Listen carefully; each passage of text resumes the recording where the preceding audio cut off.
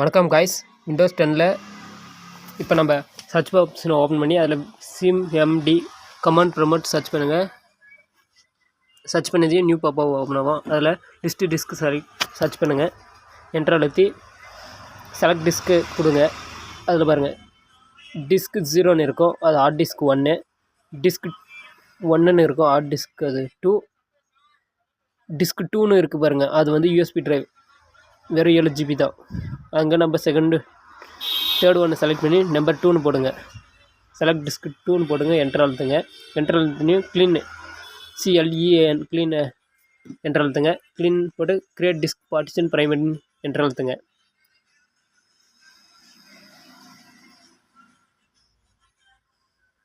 சரி boss, spelling ஒன்று மாற்றி போட்டே இருங்க. திரும்ப create disk partition private enter அழுத்துங்க.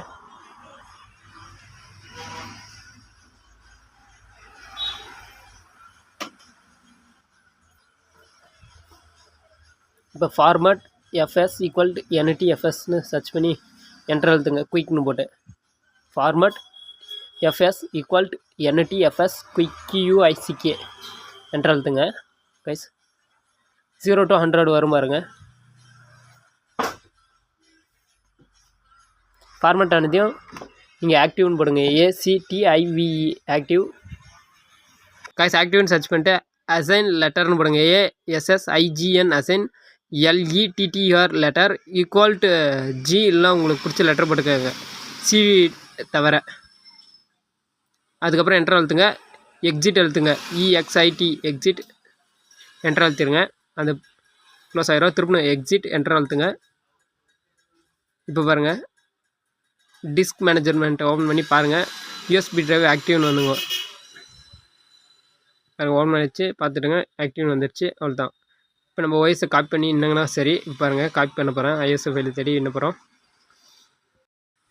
PC மேனேஜ்மெண்ட்டை ஓப்பன் பண்ணுங்கள். ஓப்பன் பண்ணி இப்போ டிஸ்கில் நான் ஆல்ரெடி டவுன்லோட் பண்ணி வச்சுருக்கேன் ISO ஃபைல். அதை டபுள் கிளிக் டேப் பண்ணி ஓப்பன் பண்ணுங்கள். எதுவும் பண்ணாதீங்க, டபுள் கிளிக் ஓப்பன் பண்ணுங்கள். அப்படி ரைட் பட்டன் அழுத்தி பிடிச்சி காப்பி பண்ணி USB ட்ரைவ் ஓப்பன் பண்ணி பேஸ்ட் பண்ணிங்கன்னா முடிஞ்சிச்சு. அவ்வளோதான். பாருங்கள் இது நம்ம USB ட்ரைவ். அது பக்கம் இருக்கிறது பாருங்கள் டிஃப்ரெண்ட்டாக, அதுதான் ISO file. So bye guys, thank you. Like and share, please subscribe channel.